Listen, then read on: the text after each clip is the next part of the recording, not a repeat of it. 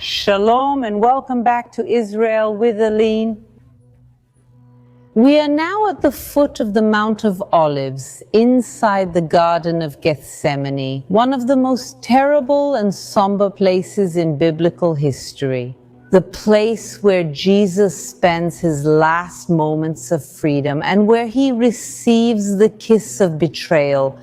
Today, we will follow in the footsteps of Jesus and his apostles. We will see the places where history happened, including where Jesus sweated drops of blood, and we will also see the underground Gethsemane. We will have special access to show you the complete history and archaeology of this place. So if you are ready, let's get started.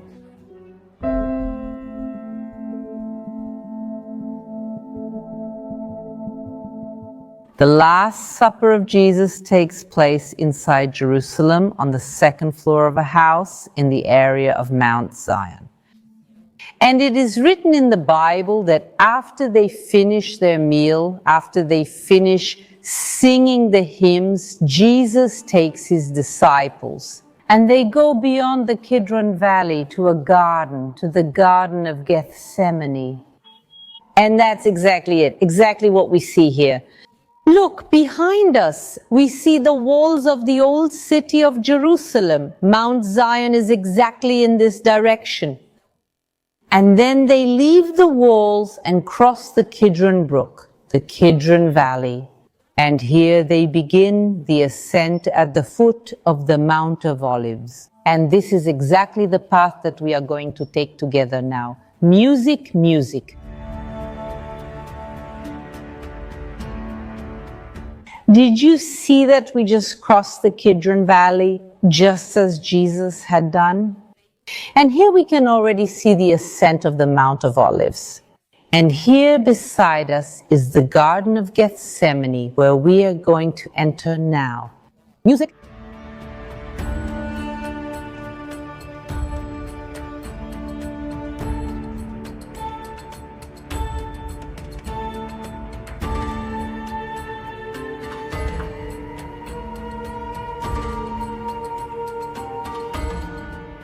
Jesus was with 11 of his apostles. Which apostle does not cross the Kidron Valley?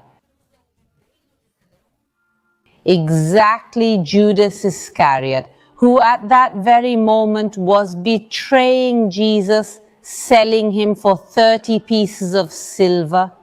However, even among the 11 apostles, not all of them received the honor of entering here. 8 of the apostles stay a little further back, and Jesus specifically chooses 3 of his apostles to enter here and to experience the intense moments of Gethsemane. And taking with him Peter, James, and John, he began to feel overwhelmed with fear and anguish. And he said to them, "My soul is deeply sorrowful, even to death. Stay here and keep watch." They pray. They keep watch in the Garden of Gethsemane, also known as the Garden of Gethsemane. But when we talk about a garden, don't imagine a place full of flowers. Actually, it was an agricultural area with many olive trees, and we can still see a part of this garden preserved here to this day. And more than that, right behind me, there's a 1,000-year-old tree, an olive tree, a living witness to the history that happened here. Jesus then leaves 3 of his apostles praying here among the olive trees. And it is written that he moves away a stone's throw. A stone's throw is literally the distance a person can pick up and throw a stone. And then he moves away to this place, to the place of agony. And the place still exists to this day. And it is located inside this church where we are going now. Come with me, A.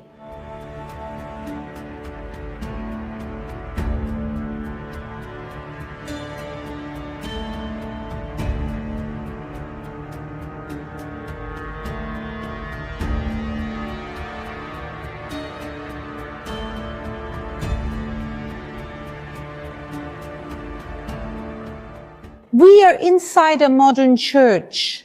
However, if you come here with me, we can see this stone that is set apart on the floor. It is original from the time of Jesus, and it has been preserved here next to the altar. This is the stone of agony where Jesus withdrew a stone's throw away. He chooses this place, and here he will enter into this great, great agony, into this suffering, because he knows exactly what is going to happen in a short while. He knows about the betrayal, the way of suffering, the crucifixion, and his painful death. And that's why his agony is so intense that he even sweats drops like blood.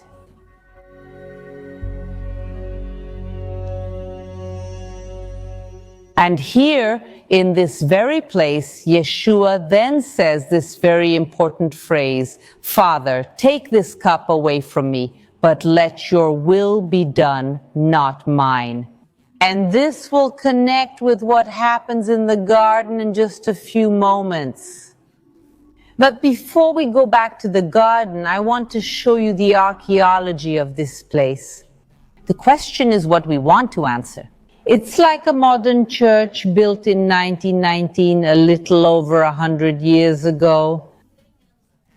How can we know that we are at the right biblical location of a story that happened about 2,000 years ago? And if we look right down here, we see a mosaic floor. This mosaic floor is 1,500 years old. And it belongs to the original church that was here at this location. The church was built during the Byzantine period. There was a church here 1,500 years ago. And this proves, without any doubt, that this is not a place of worship from just the last 100 years, but from more than 1,500 years ago. Christians pray and worship at this place. And one thing I think is beautiful that they did is that right when they found the original mosaic, they copied the same design onto the modern floor, connecting the history of ancient Christianity in Jerusalem with what we have here to this day. And here, folks, we have a little touch of Brazil in this church. When this church was rebuilt, the Christian nations of the world came together to help rebuild it, and among them was Brazil. And that's why up here, 2 coats of arms of Brazil were placed.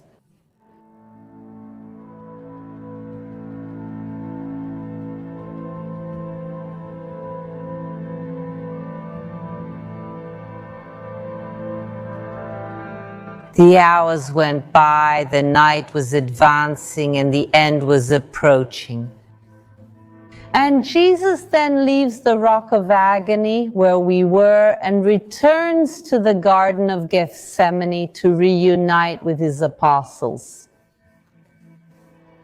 However, the one who also comes to meet him here in Gethsemane is Judas.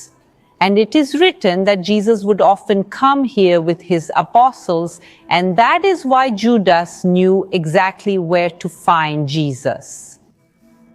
We don't know exactly where it happened, but very close to us, possibly just a few meters away, is where Judas gives Jesus the kiss of betrayal. And then Peter, seeing what was happening, seeing that they were going to arrest Jesus and take him to trial, Peter draws the sword he had with him and cuts off the ear of one of those men, giving Jesus a chance to escape from this place. But do you remember the phrase that Jesus said just moments before? "Father, take this cup away from me, but let your will be done, not mine." He had fully accepted what was going to happen. And that's why he doesn't run away when Pedro gives him the opportunity. On the contrary, Jesus heals that man, the very man who was part of the plan to capture Jesus.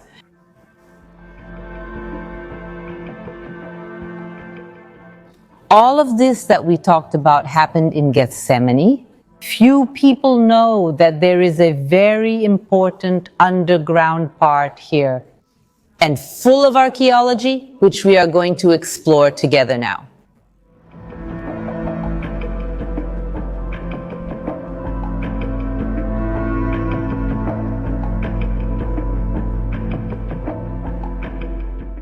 This is a very important biblical site that helps us confirm biblical history. However, since the beginning of the war between Israel and Hamas, it has been closed to the public. However, today we received a special permit to open it, to show you what's inside and really delve into the archaeology. So let's go, musica.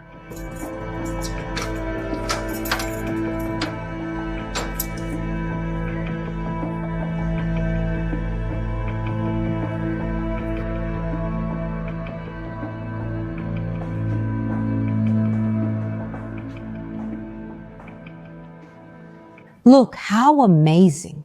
We are now really in the Grotto of Gethsemane. We can see the original parts of the grotto exposed, including here. It's really amazing to be here, because this is the real Gethsemane. This here is Gethsemane, Gethsemane. Or in Hebrew, as we call it, Gat Shmanim is the combination of two words, Gat, which means press, and Shmanim, which means oils. So Gethsemane is the place of the olive press, and the oil was actually pressed right here. Imagine how it worked in the time of Jesus. The entire Mount of Olives was covered with thousands of olive trees with trees.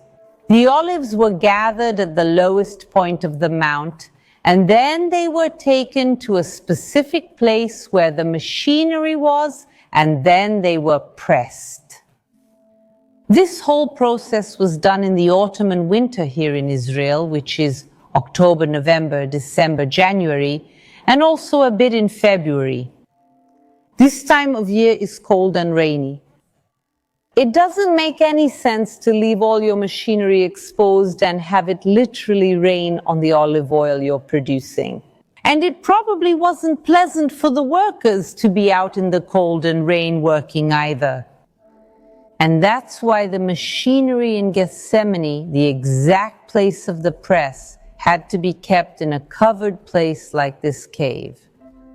And something incredible happened here in 1956 when the archaeologist Virgilio Carbo was authorized to excavate. And he found archaeological evidence that this place was used as an olive oil press, like Gat Shmanim. So when we talk about Gethsemane, this is Gethsemane, and the whole area around here where we were are the gardens of Gethsemane. And that's why when Jesus was really in the gardens with his apostles, with his 3 disciples, they fall asleep. And experts believe that maybe one of the times, at least when they fall asleep, they come down here to the grotto. It's early morning, so maybe they really came here to take shelter from the elements. But there's something a little strange about this story. If all of this was an industrial complex, the cave and the garden around here, how could it be that Jesus chose a gigantic industrial complex to go pray? And for the disciples to sleep too? Does it make sense to sleep in a factory in an agricultural area like this? Yes, because this place was very busy in the winter and in the fall. If you actually came here during the harvest and pressing season, olives, olive oil, people coming and going almost every day, it would be very busy. But the last days of Jesus, especially his last moments of freedom, happened at Passover, which is the beginning of spring. And that's why this whole area here was very quiet, because it wasn't the time for people to work here. So it makes perfect historical and archaeological sense that Jesus chose to come to the Garden of Gethsemane. because the place was practically empty then, and you could pray there. And also in the case of the disciples, sleep in peace. And besides the findings from the time of Jesus, there's much more archaeology at this place that I want to show you. So come, because part of it is here hidden under this bench. Here hidden under this bench. Let me move it a bit to show you. Come here. There's a mosaic floor.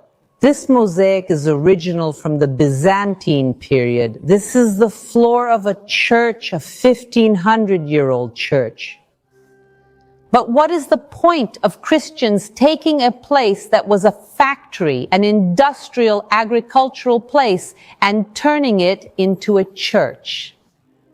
That's because even back then, they understood the historical and spiritual value of this place. Just a few meters from where we are, Jesus sweated blood. Jesus received the kiss of betrayal. There's a good chance that the 3 apostles entered this grotto and slept here on that fateful night. But it's also possible that Jesus himself passed through this grotto.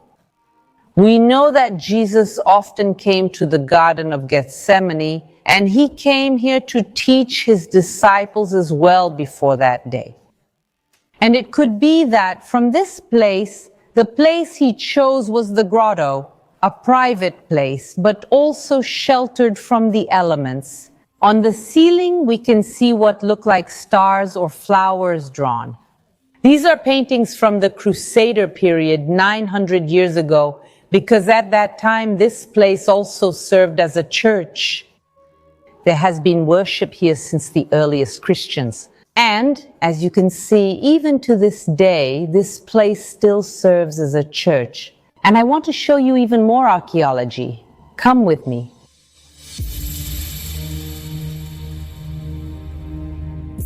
This painting here, experts believe it is from the Byzantine period. And the entire ceiling in this area, since the ceiling here is lower, has hundreds of inscriptions. Christians over the centuries who passed through here left a small word, a drawn cross, their name. This really shows the Christian faith of Jerusalem throughout the centuries. And here in the background, literally beneath my feet, there is a huge cistern. Before the time of Jesus, this was a water reservoir before the birth of Jesus, which proves that this was not simply a cave, but that this place was used and there were industries here, mainly olive oil production. And indeed, archaeology here proves that. And here we can also see more floors from later churches. And also back there are tombs of Byzantine Christian women. So we see that the place was industrial. Before Jesus and after Jesus and his disciples passed through here, it became a place of faith.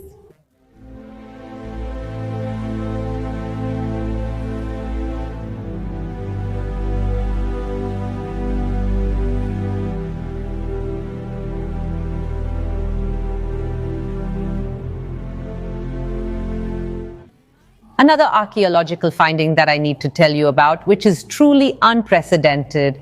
It's not even open to the public. It's still under archaeological excavation. Now, right behind this wall, just a few meters from where we are, rescue archaeological excavations are being carried out for the construction of a building.